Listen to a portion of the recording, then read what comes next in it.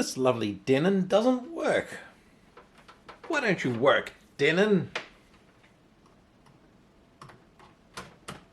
And these standby lights, completely dead. Wait a minute. Why does this say on off? Ah, still nothing. I bet that's why. Look at all that dust. Probably baked itself to death. Oh dear. Can you see what I see? Have you spotted the problem yet? Well, neither have I. Ha, made you look. This thing's going to need some low voltage to power the logic in order to operate the soft on-off button. Even though we've got a big clunky on-off switch, that doesn't actually turn on the whole thing.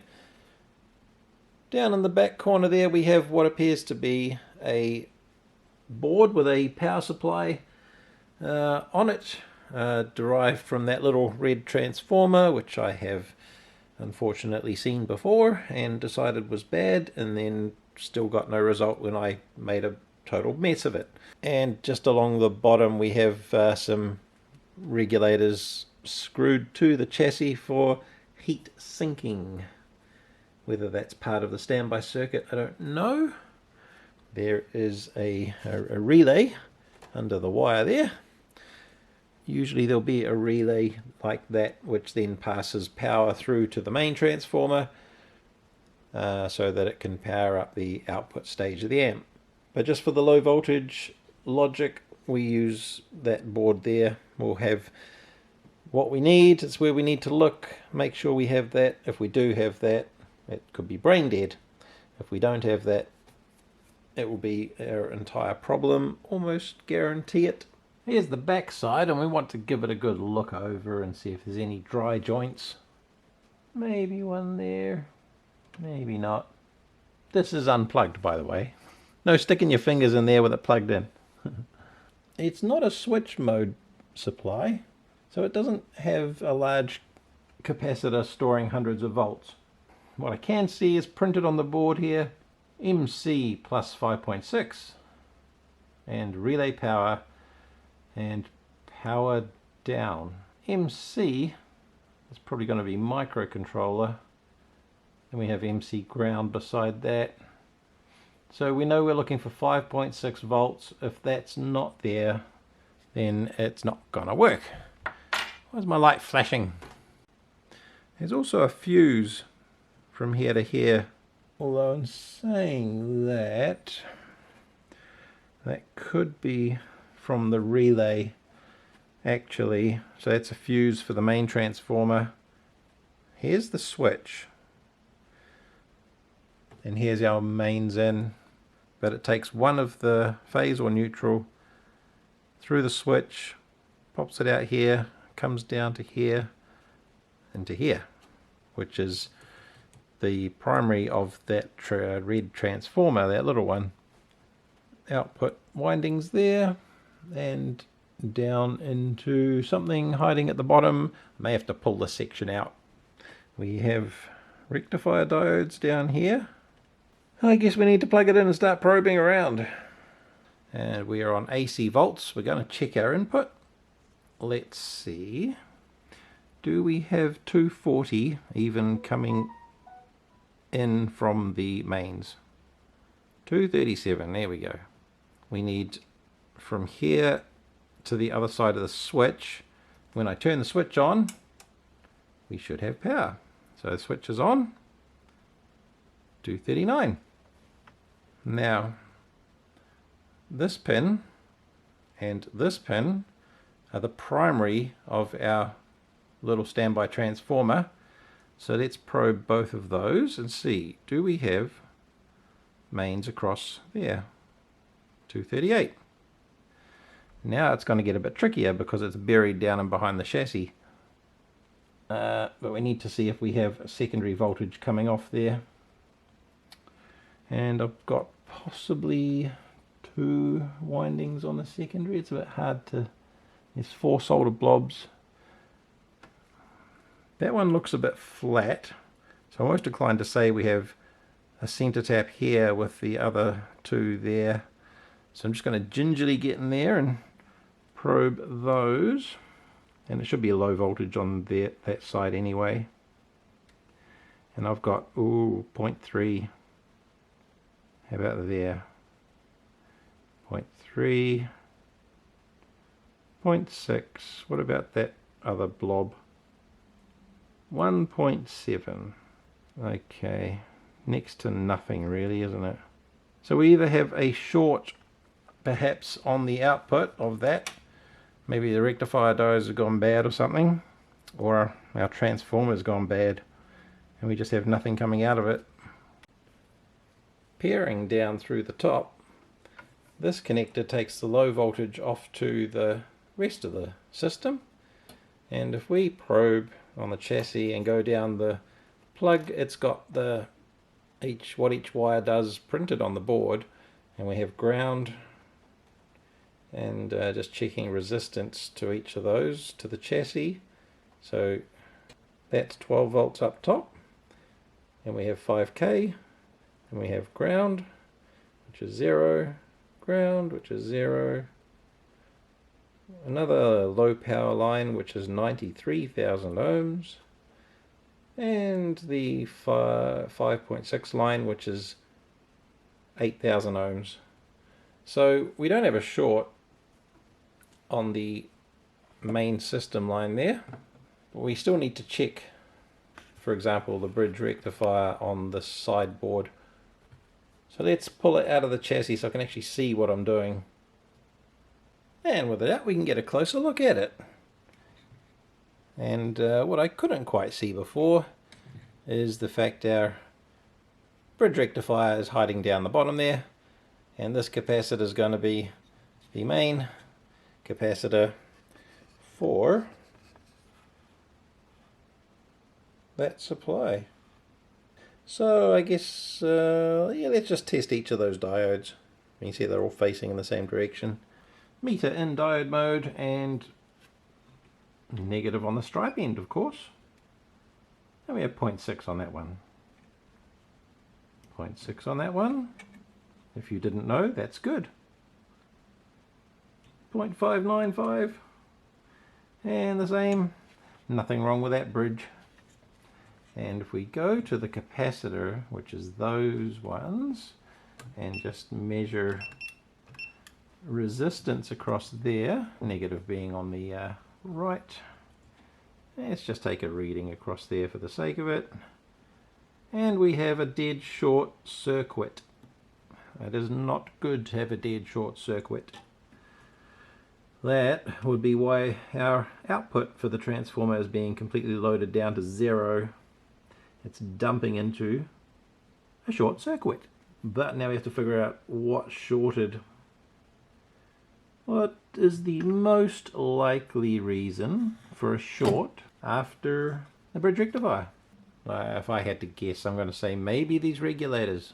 What have we got? Clean off some of that dust carpet. We have a 7912 in the top left. We have a 7812 in the middle, and another 7812 on the right. That's a little transistor there. I thought there might be a 5 volt reg, but maybe they're biasing one of these to make 5 volts. That's a big capacitor there. Oh, this whole board unplugs. Let's try. I thought it was a bit floppy. Does it unplug?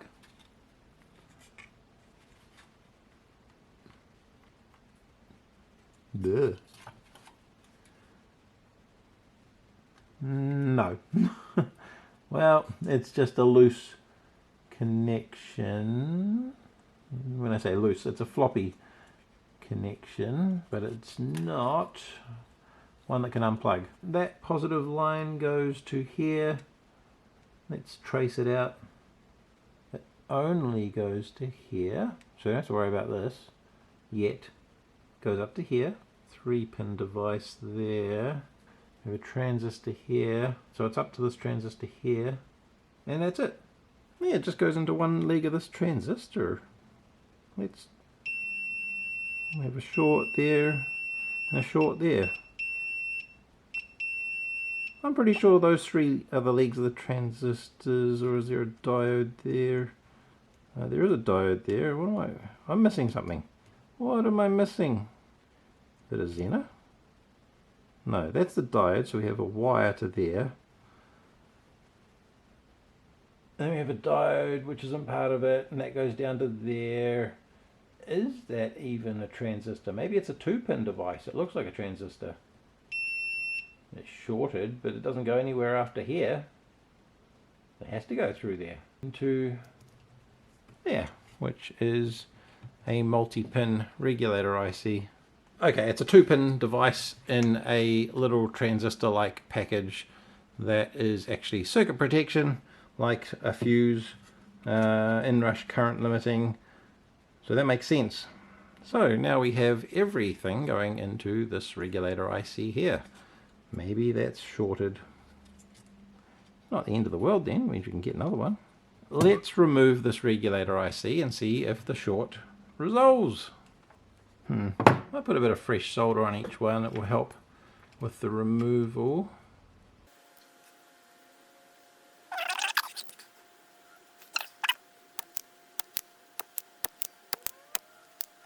Now if we give it a bit of a wiggle, it might just come out. One of them's still hanging on ever so slightly.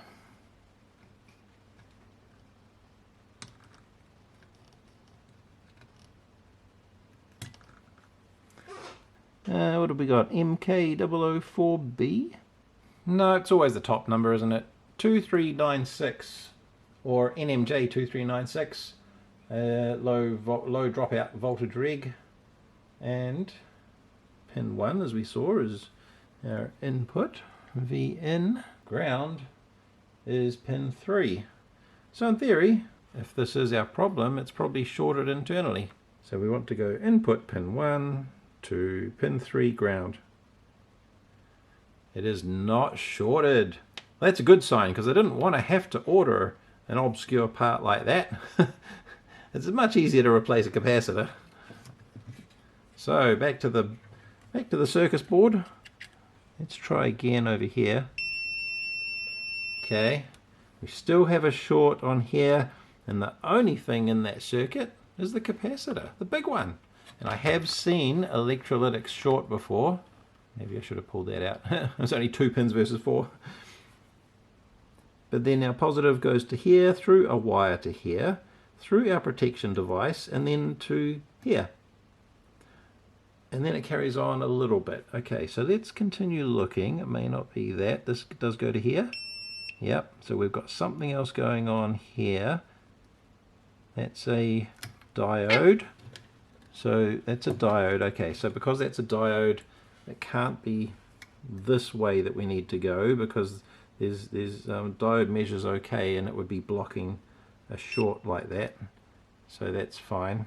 Well, there's that 47 ohm resistor there. Sorry about the lighting. What's going on there? 47 ohm resistor, which I think is what I'm looking at there. That goes across here and here. Yep, I've got 47 ohms. I'm not measuring 47 ohms to ground, so it can't be going through there and to some other fault. That makes sense? I'm only measuring a dead nuts short. I think it is time to pull our main capacitor there.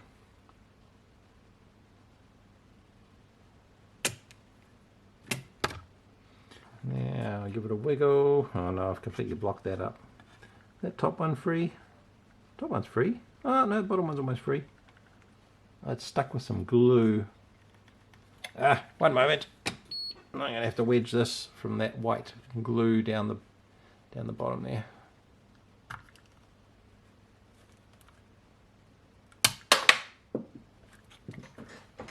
Fire in the hole! Alright, what we're looking at is 16 volt 3300 mic, and it's not bulging and it's not leaking, but is it shorted? Survey says yes. Look at that, a shorted electrolytic capacitor. Probably the second one I've ever come across. Hope I've got one. Not having wrecked much power electronics, I am low on high capacity ores.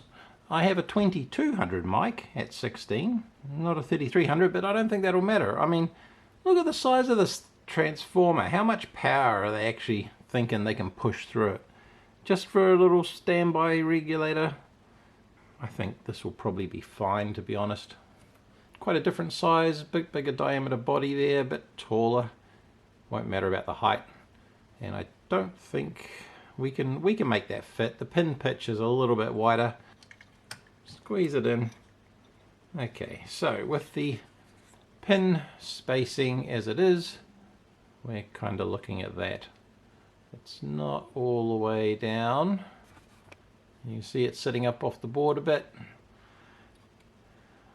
But if you want free labor, cheap job, yeah, it'll do in the long run, to be quite honest. This isn't something that's being rolled around everywhere. It's not going to bounce around and wobble a lot. We could always jam hot glue under it if you really gave a damn. We'll just call it new old stock, right? New used stock. Almost forgot to put that back in. That would have been funny. Hey, still no power.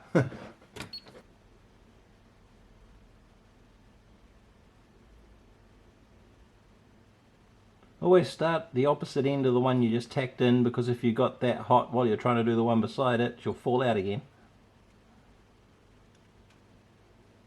I don't know what it is, but my solder station is starting to not detect that the handpiece has been holstered. Well, what do you know? They did come apart. I found that when you do have to lift this little tag on the top here, where that hole is, that actually locks over onto the other half, and it was holding on pretty tight. So there you go. I was just under the microscope checking for making sure that these weren't dry and or cracked or anything like that. And I noticed, and I thought, hang on, they definitely do come apart. May help you in the long run. It wasn't overly hard to work on. But anyway, you can get a better look at where the cap sits now. So reassembly is just the reverse order. But I didn't show you the forward order. So you're just going to have to fumble your way through it, I'm afraid. I'll make sure it's off before we plug it in. Don't want to startle ourselves if anything goes awry. So what do you think? Have we struck gold? Here we go. Oh yeah. Wonder if I should attach speakers. I did hear the relays click on, so it's not in protection mode. I reckon everything's gonna be just fine. Probably should run over it with the vacuum. Well, I've removed the carpet of fluff, so everything can breathe a little easier. And now we'll chuck some speakers on it. And I have 2 kilohertz going into DVD input, which should make some noise. If we can find the source button. Where's the source button? Master volume, source select. Ah, it's a knob. Okay. PCR, DVR, DVD. There. Oh, touchy. Oh, there we go.